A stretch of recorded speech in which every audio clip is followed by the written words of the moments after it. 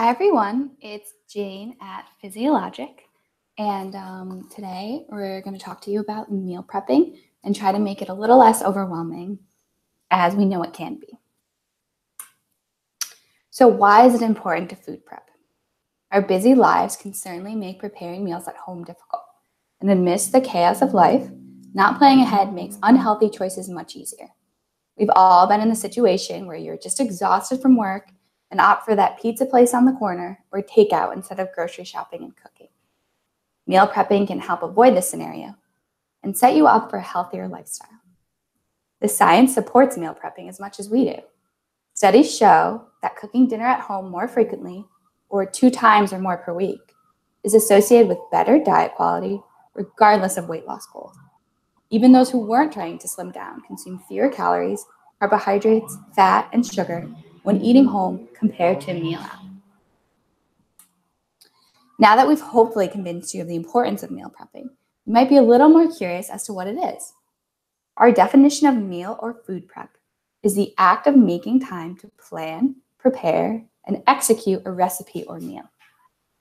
Us Americans have slowly diverted away from this practice as cooking habits in the United States have changed. We currently devote over an hour less per day to cooking than we did in 1965.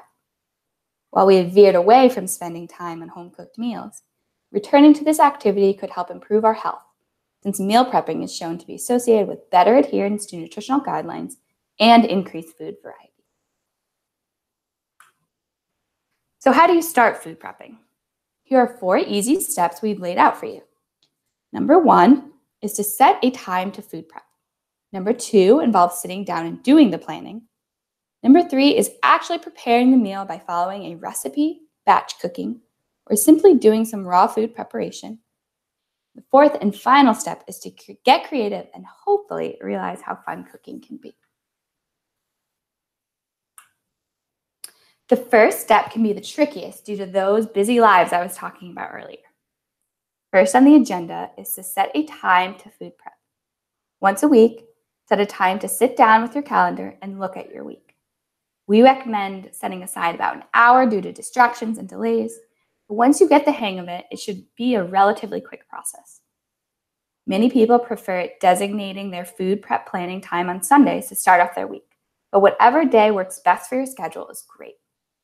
By making it part of your weekly routine, you set yourself up for a successful, healthier week.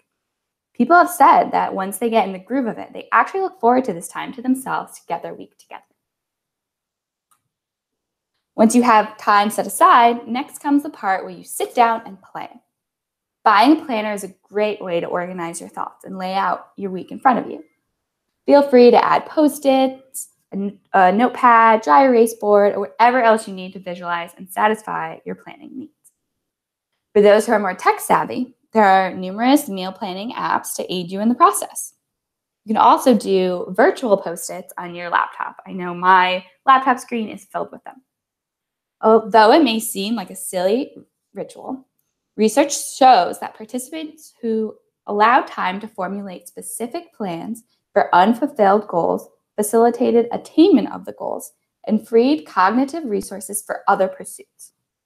In one study, unfinished goals caused intrusive thoughts during unrelated reading tasks, high mental accessibility of goal-related words, and poor performance on tasks that were not goal-related. Just by writing the plan to achieve their goal, participants experienced fewer of these effects and were able to free up brain space for other things. Although planning is a crucial part of the process, you should be realistic with your time. You don't want to plan intricate meals you won't have time for, or spend 2 hours planning and leaving yourself stressed and strapped for time on your precious Sunday. In your planning, make sure to include all meals that will be ordered in or eaten out at a restaurant. If you know you and your roommate or spouse get takeout every Friday, or you have a birthday dinner on Saturday, it should be included in your meals for the week. The next step, and arguably the most fun, is to prepare the meal you've planned. If you're someone who doesn't usually cook, we recommend starting slow and selecting reasonable recipes that are appropriate for your cooking abilities. Grocery shopping for the week instead of ordering in every night can be a big start for some people. Purchasing containers to store food in can be another beginner step to get rid of that excuse that there's nowhere to put homemade food. Those who are storing sweaters in their oven can wet their feet in the kitchen by simply chopping raw veggies into sticks to snack on during the week. I know I'll always have a container of chopped peppers, carrots, and cucumbers to have with hummus or guacamole to save me the hassle of thinking of a quick snack when I really need it during the week. Once you're ready to heat up the oven and start cooking, beginning with one recipe per week makes the process less overwhelming. By starting with simple ingredients and allowing a reasonable time frame, you're bound to take some of the stress out of meal prepping and cooking. Crockpots and Instant Pots are great time savers since you can throw ingredients in it before you leave for work and come home to a hot meal. For those of you who are veterans in the kitchen, this one recipe per week may be a healthy substitute to replace some of the recipes that you used to use that may not be as health conscious. As you find recipes you like, you can add them to your repertoire to go back and make again. Sometimes if I have a random assortment of ingredients in my fridge or pantry, I'll Google the recipes with those ingredients for meals. And it's a great time saver, and you can use all the food. I could use all the food I have without wasting it or having to go to the grocery store again. So I have some recipes here to show you guys.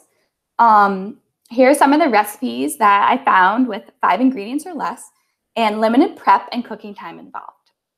So vegetable fried rice is a vegetarian option.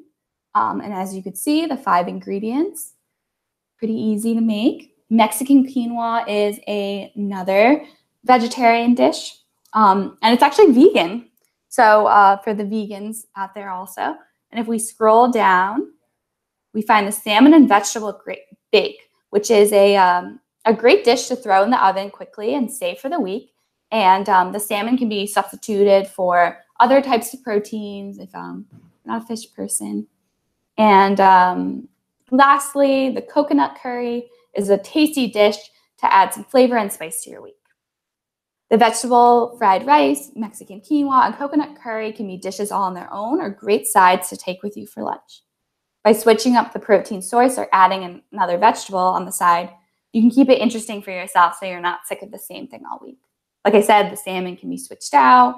And let's say you make the coconut curry with quinoa instead of rice. And that will help switch things up a little bit so you don't get sick of it. Back to the PowerPoint. While you're already chopping and cooking away, doubling or tripling the recipe you're making to save some for later can save you time during the week. So for example, the vegetable fried rice recipe I just showed you can be made in bulk, and whatever isn't for dinner that night can be packed away for a couple of lunches that week. As I mentioned earlier, switching up the protein is a good way so you don't get sick of it. You can portion it right into containers from the pan, so it's easy grab and go lunch to take with you. When I'm putting my dinner leftovers away, I'll take a portion of it and put it in for lunch tomorrow, and that saves me time in the morning. It's great. In terms of storage, we recommend glass or BPA-free Tupperware. BPA is a substance added to some plastics that has been found to be an endocrine disruptor and has various negative effects on the reproductive, neurobehavioral, immune, and metabolic processes within your body. They also make BPA-free lunchboxes that are insulated to keep food at the proper safe temperature until you eat it. When you pack your kids' lunchboxes, you can pack your own too. Finally, get creative. There is no use in making food you don't like. You should be able to enjoy the fruits, or veggies in this case, of your labor. If you don't like something or are just plain sick of it, pull that recipe out of the rotation and give it a rest. Trying different spices, herbs, seasonings, or flavors to recipes could help switch things up a bit. Also, recipes don't always rock. Some are actually just not enjoyable. This has nothing to do with your cooking or preparation, so don't get discouraged if there's a meal you don't like. Simply throw that recipe away or remember for the next time to avoid certain food you weren't crazy about. Meal prepping can be a form of self-care, so it's important to have some fun with it and put some love into your food, since it always makes it taste better. Thank you guys so much for joining us today, and I hope that helped make the meal prepping situation a little less overwhelming, and you can get into the kitchen now and get those recipes started.